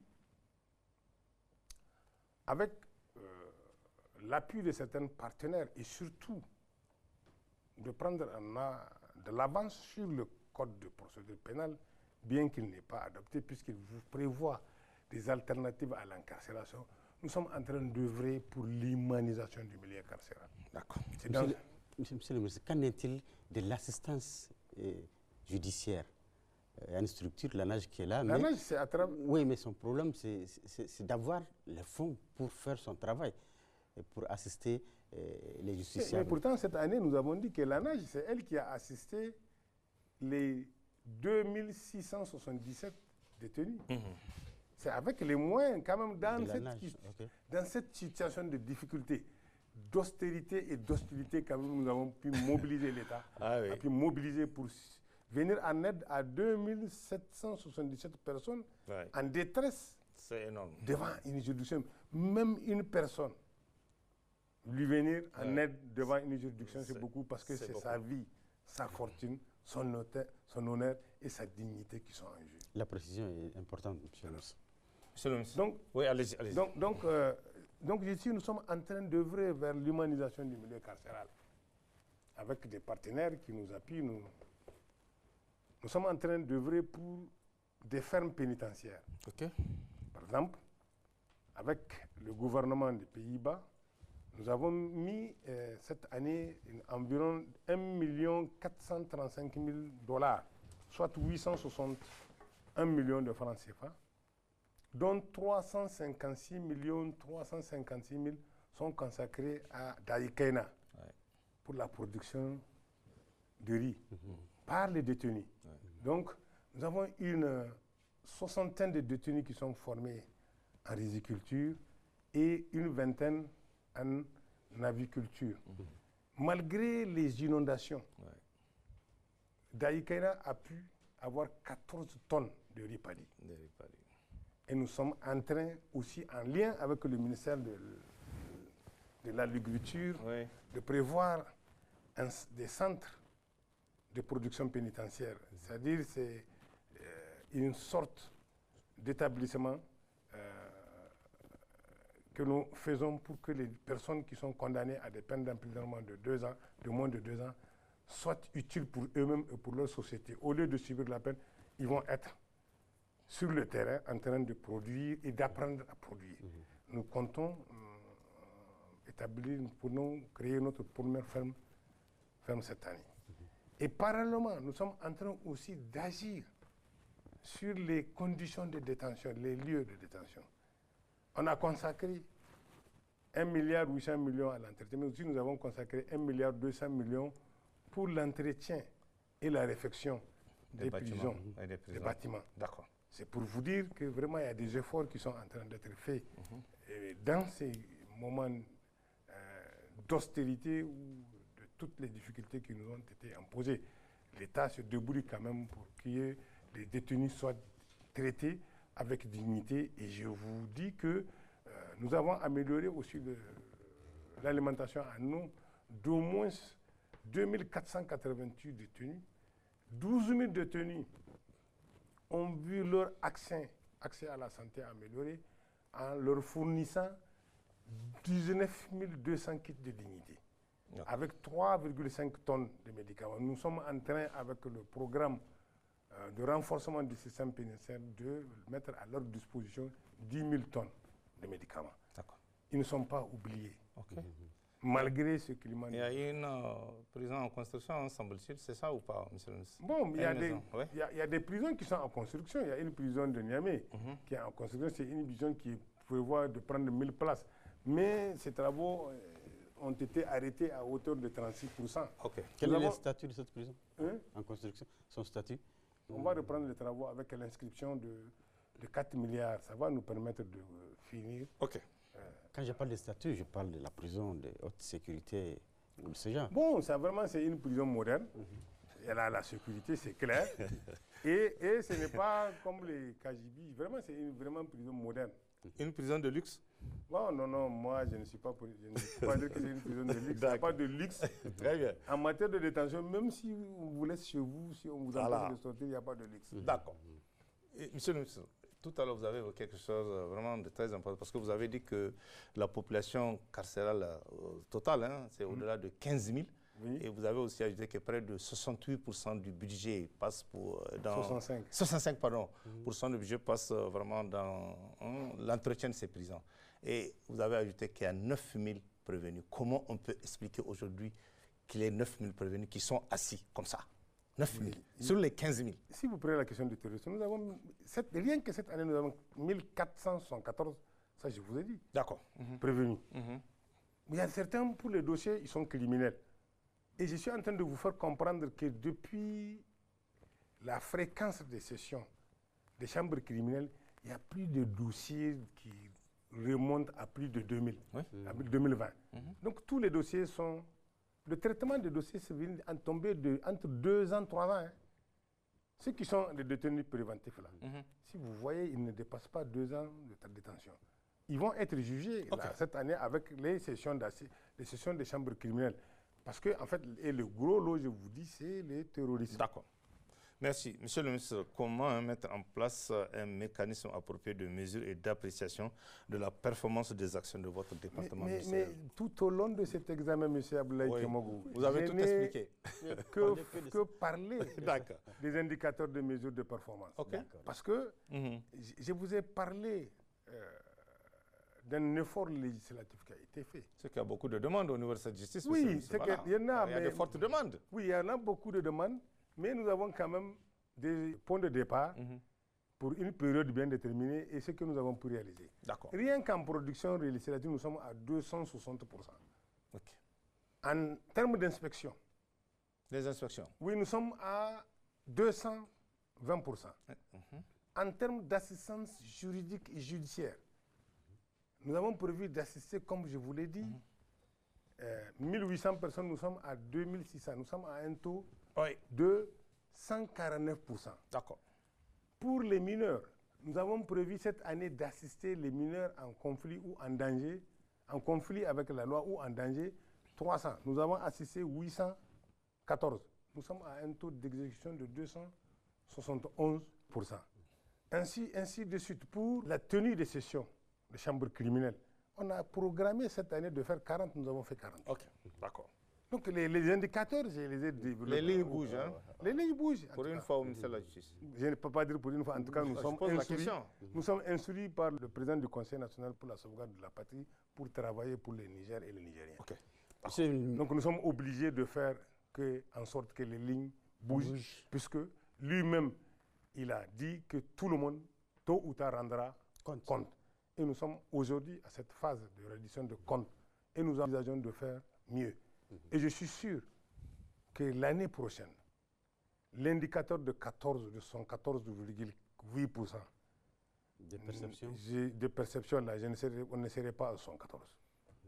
On serait peut-être à 80. On va vérifier. Inch'Allah. On va vérifier le moment venu. Inch'Allah. Monsieur le ministre, on ne peut pas faire l'économie d'une nouvelle dynamique qui est là, en lien avec la Confédération de l'AES. Dans le cadre donc de cette AES, quelle politique commune envisagez-vous de mettre en place? De façon informelle, nous nous sommes retrouvés à l'occasion de la rentrée judiciaire à Ouagadougou avec le ministre malien et burkinabé de la justice. Et nous avons commencé déjà à faire notre feuille de route. Nous avons déjà un accord de coopération judiciaire entre le Niger, le Mali et le Tchad, auquel le Burkina n'est pas parti. Nous allons faire en sorte que le Burkina adhère. Et dans cet accord-là, nous allons nous échanger la plus large coopération possible. Et d'ailleurs, nous avons envisagé d'organiser la première rencontre des procureurs de l'AES à Niamey. Ce serait pour quand? Ça va être cette année. D'accord. Donc c'est pour vous dire que nous sommes en train, et je vous ai dit tout à l'heure, que nous sommes en train de revoir nos textes sur l'enrichissement illicite pour être en synergie avec le Burkina et le Mali. Pour que nous ayons un même dispositif et qui peut nous permettre d'avoir la plus large et édifiante coopération en matière de répression de ce genre d'infractions. Voilà ce que je peux dire. En tout cas, nous allons, conformément aux instructions de... C'est le blanchiment d'argent? Parce qu'il y a aussi ça? Oui, bon, pour le blanchiment d'argent, déjà, nous appartenons à l'UMOA. Nous sommes tous membres de l'UMOA dans le cadre de l'Union monétaire ouest-africaine. En même temps, Nous avons une structure dédiée pour la lutte contre le blanchiment de capitaux, le financement du terrorisme, qui est le JABA, le groupe intergouvernemental d'action contre le blanchiment d'argent, mais qui est quand même une structure de la CEDEAO. Nous avons démissionné de la CEDEAO, mais nous entendons maintenir notre présence au sein du JABA parce qu'on peut être au sein de ce groupe régional de type GAFI, parce que le GAFI, c'est le groupe d'action financière internationale, sans être membre d'un État. Vous avez les îles Comores qui sont membres de l'État. Nous envisageons de le faire. Et si maintenant il faut aller au-delà, au sein de l'AES, nous ne manquerons pas de certificats. Un mot sur le CENTIF? Oui, bon, la CENTIF, c'est la cellule de traitement des informations financières. C'est l'unité spécialisée en matière de lutte contre le blanchiment de capitaux et le financement du terrorisme. D'accord. Et le traçage de toute l'économie criminelle. L'avantage de cette unité, c'est qu'elle a des accords avec beaucoup d'unités de renseignement financier du monde et elle appartient à un grand groupe qu'on appelle le groupe Egmont, avec lequel ils ont la facilité d'avoir toute information qu'ils demandent, si en tout cas ils la détiennent. Même si les Français ne veulent pas, ils peuvent l'avoir. Donc tous ces capitaux qui s'en vont là, on va les tracer ou comment En tout cas, il suffit de lancer et nous sommes en train de le faire. D'accord. Je me connais dans ce domaine et je sais que la coopération est aussi facile. D'accord. Et dans tous les cas, même sans ça, pourvu que les pays respectent leur engagement universel, la convention de Palerme sur la criminalité transnationale organisée qui a enfanté tous ces instruments de lutte contre la corruption, de lutte contre le terrorisme, de lutte contre le blanchiment de capitaux, lutte contre la traite des personnes et la cybercriminalité et le trafic illicite des mines. Elle n'a pas englobé en son temps la cybercriminalité. Elle a prévu 4 infractions graves qu'elle a demandé aux pays de réprimer. Presque tous les États du monde sont partis à cette convention. D'accord. Et les dispositions de cette convention prévoient, au cas où vous n'avez pas d'accord bilatéraux ou multilatéraux de coopération, elle sert d'instrument pour que les pays s'offrent la coopération la plus large possible. Le seul fait d'appartenir à cette convention suffit pour obtenir. Mais encore là, il faut que les États soient de bonne volonté. Sinon, on a les moyens quand même de tracer. Mais le gros de problème de la lutte contre le blanchiment de capitaux au Niger, M. Tchemogo, ce n'est pas pour vous déclarer, c'est la prédominance de l'informel. Oui, c'est ce qui rend difficile la lutte contre le blanchiment de capitaux. Parce qu'il n'y a pas de traces, quoi. Oui, le recours, la bancarisation de l'économie n'est pas assez soutenue. Mais quand même, il y a des canaux par lesquels on peut passer si on est un bon enquêteur. Nous avons déjà tenu des réunions avec les unités d'enquête en présence du procureur sur lesquelles les orientations ont été données pour des pistes pour envisager les enquêtes avec beaucoup de sérénité et nous espérons que les résultats nous parviendront. Quel sera votre mot de la fin? C'est un secteur vital, très stratégique la justice. C'est pour cela qu'on a été long, puisqu'il y a beaucoup de questions qui sont d'intérêt national. Effectivement. Je vous remercie pour l'occasion que vous m'avez donnée pour rendre compte au peuple nigérien, au nom duquel la justice est rendue, des activités que nous avons menées à la tête de ce département ministériel. Je remercie son Excellence, Monsieur le Président du Conseil national pour la sauvegarde de la patrie, pour la confiance qu'il a placée à ma personne pour gérer ce département ministériel, malgré le nombre de défis. Et je salue la résilience du peuple nigérien. Je leur demande de faire confiance au CNSP, à son président et à leur justice, Inch'Allah, où la justice sociale dont il verra le jour. Parce que ce qui est sûr, je n'ai jamais entendu son Excellence, Monsieur le Président du Conseil national pour la sauvegarde de la patrie, demander d'épargner X ou Y dans le cadre d'une procédure. Jamais. Et je me souviens bien, lorsque la COLDEF a été installée, devant les membres du CNSP et les membres de la COLDEF sont là quand il a dit qu'il leur donne carte blanche pour aller travailler. Si tout celui qui bouffe un franc de l'État, il n'a qu'à le payer. D'accord. Ça, c'est important. Ça c'est clair. Et d'ailleurs, le fait qu'il ait fait changer le bureau de la COLDEF est un signe. Le fait aussi qu'il ait changé tous les inspecteurs d'État, à l'exception d'un, c'est aussi un autre signe. Et le fait qu'ils invitent les membres du gouvernement à venir parler de leurs propres activités, suivant la lettre de mission qu'il leur a confiée aussi, c'est un autre signe de réduction de comptes et de tolérance zéro pour tous ceux qui ne mettent pas en œuvre leurs obligations. Et il a dit, vous avez maintenant même le gouverneur, au niveau des gouverneurs, des préfets et des fonctionnaires. Donc c'est vraiment, nous sommes dans un moment de refondation de notre pays. Il faut tout simplement que nous restions soudés. Et Inch'Allah, ça va marcher. Mesdames, Messieurs, nous voilà à la fin de cet entretien. Merci de votre aimable attention. Passez un excellent moment en compagnie de nos programmes.